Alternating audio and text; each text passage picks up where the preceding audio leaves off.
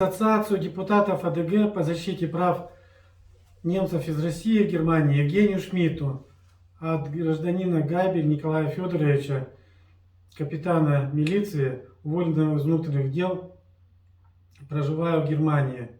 Уважаемый господин Шмидт, обращаясь к вам с просьбой ознакомиться с моей жалобой, обращенной к Генеральному прокурору Российской Федерации Краснову Игорю Викторовичу, оказать мне в виде юридической консультации помощь в разрешении моего вопроса, который изложен ниже.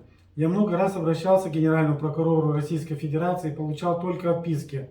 Вот текст обращения к Генеральному прокурору Российской Федерации.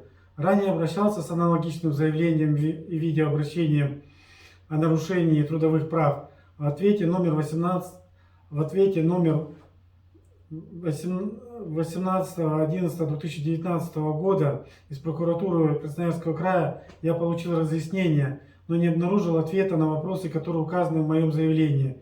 В связи с этим обращаюсь повторно. Кроме того, прошу дать правовую оценку законности увольнения. Я просил вас поручить провести проверку по факту непредоставления мне возможности уволиться на пенсию по состоянию здоровья. Непосредственно начальник не подписывал мне рапорт и мотивировал тем, что тебя никто не выгоняет. Можешь работать хоть 25 лет. Когда стало уже совсем не вмоготу, пришлось написать рапорт на увольнение по собственному желанию, без права на пенсию и прохождения медицинской комиссии. Когда я заболел неизлечимой болезнью, то мне уже не надо было ни наград, ни должностей, ни званий, ни денег. Хотел дослужить до 12,5 лет, чтобы заработать хотя бы половину пенсии. Этого не произошло, так как весной 2005 года я заболел, а осенью переехал на постоянное место жительства в Германию. Как заболел, так списали, хотя по закону о милиции должны были дать направление на прохождение медицинской комиссии. Законов я никаких не нарушал, к уголовной ответственности я не был привлечен, званий наград я также лишен не был. Только в этих случаях не дается направление на прохождение медкомиссии. За мое заболевание МВД должно было заплатить определенную сумму денег. Страховку исправно платил в пенсионный фонд бухгалтерии. Бухгалтерия исправно перечисляла деньги с моей зарплаты. Если нет возможности мне платить пенсию, надо тогда вернуть мне взносы. Взносы должны быть возвращены единовременным платежом за все время моей службы с учетом инфляции, потерянной выгоды и здоровья, как делает это Германия. На аттестационную комиссию я приглашен не был, где бы рассматривался вопрос о моем увольнении.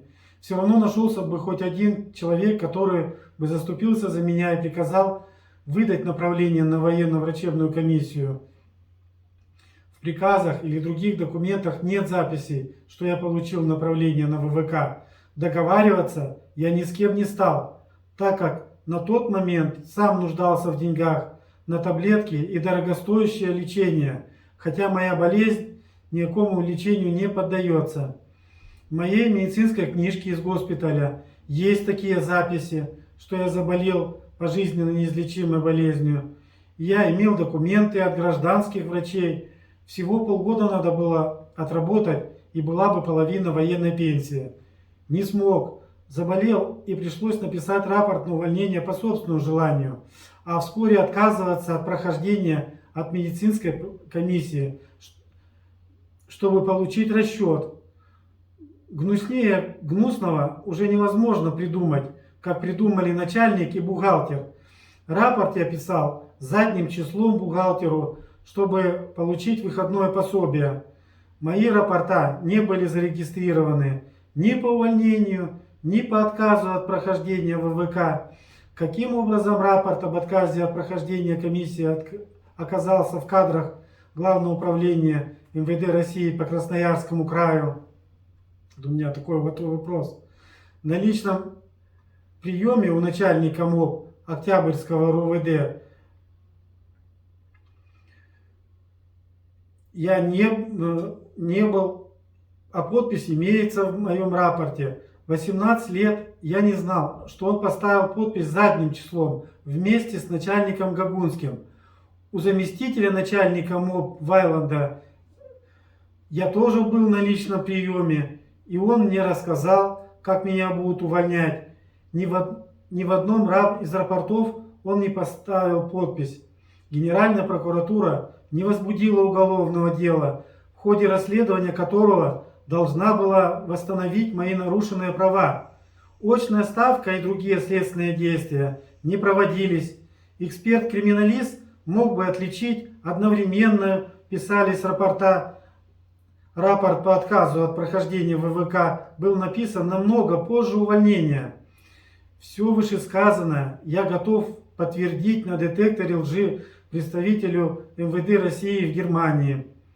Я лично приезжал на заседание Красноярского краевого суда.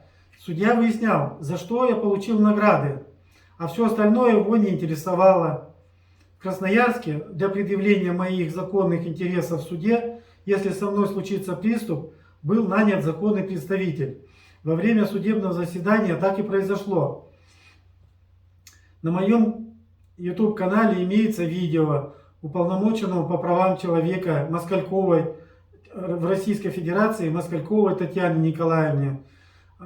Отправляю дополнительно ссылку на это видео на моем канале в Одноклассниках.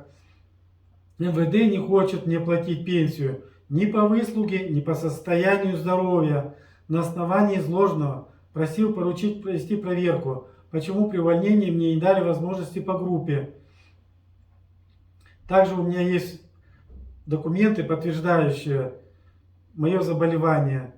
На сайте Одноклассники в теме «Держитесь там» имеется видео от 5 февраля 2018 года с очередным видеообращением к президенту Российской Федерации. Можно посмотреть на моем канале в YouTube, на русском канале и на немецком.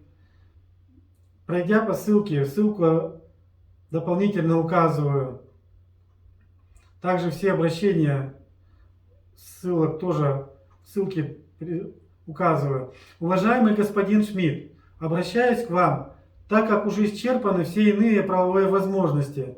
Я надеюсь, что вы, прочитав мое заявление, не оставите его без внимания. И надеюсь на ваше понимание и справедливое разбирательство по выплате мне достойной компенсации морального и материального ущерба. Прошу вас, господин Шмидт, поручить вашим адвокатам запросить документы из Верховного суда России, составить исковое заявление и направить его в Международный суд с целью обязать Россию выплачивать мне пенсию по льготной выслуге. Оцениваю мой моральный ущерб 10 тысяч евро в качестве моральной компенсации.